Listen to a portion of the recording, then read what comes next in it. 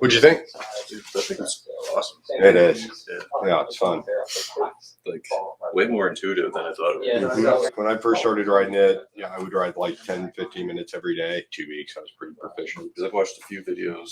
The whole getting on seems to get people. That's the last XR I have in stock right now. That's our demo unit. 2 weeks ago, you're probably the fourth person to ride it. We'll sell that demo unit. So how much smaller is The pint? I know it's a little I've bit. got one. Let me,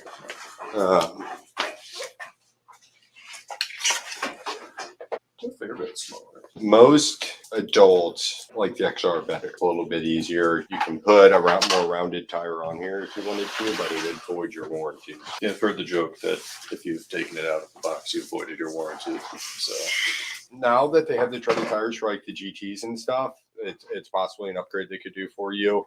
Having them put a treaded tire on. But yeah, and I mean, they're built like tanks. People don't tend to have that many issues. If there are issues, it's smaller components in there and stuff, and those will show up in the first few months. So definitely recommend not modifying it for the first year. yeah, Get through that warranty period, and then if the board's solid at that point, then go for it. yeah. I mean, and OneWheel's reasoning why it voids a warranty. Anything you do in there, it's a lot of complex mathematics that go into keeping you safe on it. So if you modify it at all, they're worried about your safety and all that. So something to keep in mind if you do aftermarket stuff. But yeah, pretty fun stuff. And we do have a raffle going on this guy. We're only selling 150 tickets. I think we got about 30 sold so far. We'll probably draw it somewhere in the middle of December. $1 for a raffle ticket. That demo board's maybe got 2 total miles on it. That's that. Something like that. I need to hook it up. Keep saying, but I need to hook it up to the app and see how many miles we have. It's got to be less than 2. Put the Pine on demo because it was cheaper for us to do that. And it's a lot harder to ride at first. XR is a lot more stable base, being bigger, having that flat tire. But still with that, I would recommend going with an XR over even a Pine X, just for the stability and all that type of thing. If you were using it, I think like a college campus, I imagine somebody would maybe appreciate a Pine more than an XR because it's not that much smaller, but you'd be surprised mobility wise, like how much easier it is to throw in your front seat, how much easier it is to carry around. Yeah. Having just that slightly smaller size, the XR is a bit more of a commitment to carry it around. It still fits in your trunk or your back seat, obviously. But if you're going to be on and off the board a lot, if you're going to be in areas with a ton of people riding it around, then the Pine is really good for that. The XR, if you're going to be doing like, longer cruises, if you're more in the off-roading, the XR is going to be a little bit more comfortable for you. We typically will get like 10 to 15 guys on OneWheels that come out from the St. Louis group, and we do like a pavement cruise. It's real pretty, but then we go up to the Eureka Mountain Bike Park here behind the shop, and like they'll ride the skinny, and like they're going off drops, and it's crazy. And a few of the guys are just like super good riders that do it, but there's also guys that are just kind of more casual riders, and they still like ride all the features. Pretty amazing. I ride an electric mountain board myself. I don't do much OneWheel, but that's definitely our most popular. I always try to push our electric mountain boards on people and stuff, and because everybody comes in for the OneWheel, so I'm ride that, and like I've got an Evolve board, electric longboard, and everybody buys OneWheel. So we sold like 2 Evolve boards. It's fun. You don't have to worry about a remote, which is nice. It's kind of the advantage over even a really nice electric longboard. Yeah, I was looking at these because I've been mountain biking for a while, but now I've got back issues, and every time I ride my mountain bike, it injures me again. So that's getting old. Yeah, I was looking at something else. But yeah, getting back on my mountain bike has been hard. It's just too shaky and too bouncy and stuff like that. Whereas on the boards, you've got kind of a bigger, fatter tire to kind of cushion things, and you're using your whole body as a suspension.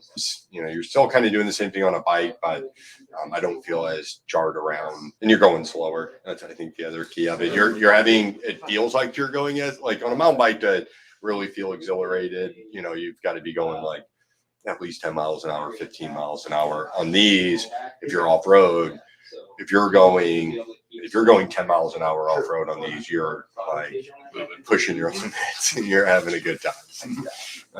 But yeah, I mean, you're probably going to average, on straightaway stuff, 10 miles an hour, 15 would be nothing, but like actual like single track and whatnot. So the speed's lower. I think that's a little bit easier for you to kind of see what's coming, address it, prepare your body. Maybe on mountain bikes, you're moving so quick, you're you're not really anticipating every bump and shake that's going through your spine. I know, like my daughter and got upset with me because I put her on the pine at first, and a little bit hard for her to learn with around her tires. She was kind of unstable and stuff. And then as soon as she got on the XR, she was like, "This is way easier." You know, I think the XR got uncomfortable for her to actually ride trail with and stuff. She rides electric penny boards.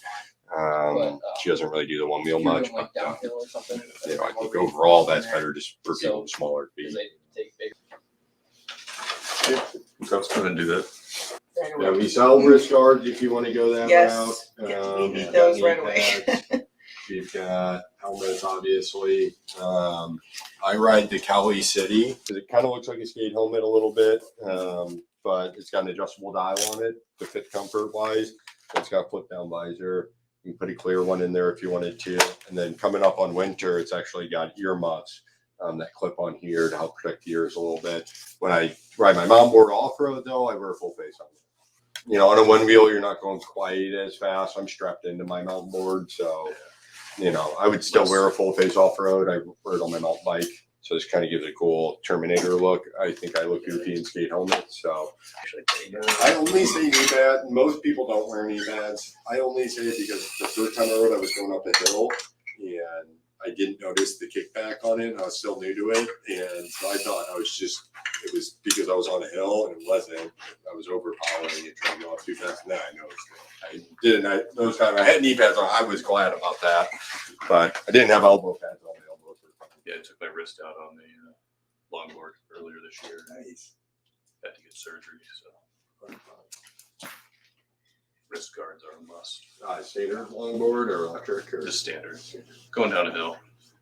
That's I liked about the electric ones. They have brakes. Overconfident. We only sell the one wheel official licensed products. Depending on if you're coming from a boarding background and stuff, there are like people that make called like flight fenders and stuff like Yeah, I've seen that you may some of want to look those. into. And then any accessories, if you end up coming back, we sell ass savers over there. I've had it short. I wear those. You've got, I have one of those jackets are awesome. And then we've got like Fox as their base layers. So if you do start off roading a lot and kind of go wild with stuff, it's got integrated elbow, shoulders, neck, back, all that kind of stuff. I wear a full armor under mine when I'm out on board. That way, you know, the falls are a little bit different on one wheel, but we do sell all that stuff. So just let anybody know you just bought a board in the next few weeks, and I'll give you that discount. Seat there. Let me grab the box for the XR. I recommend holding on to the box if for some reason you do need to send it back to one wheel for anything. Yeah, and then warranty obviously starts with the date on your receipt. That book's really important to read through. It'll talk about nose dives and some other information. Any issues with the one wheel? Call one wheel and they'll help you through our warranty stuff. If you run into any issues with one wheel, call us and then we'll call one wheel with the new GT coming out. So we're holding off on those. We'll probably bring in a few more XRs here in a couple of weeks new.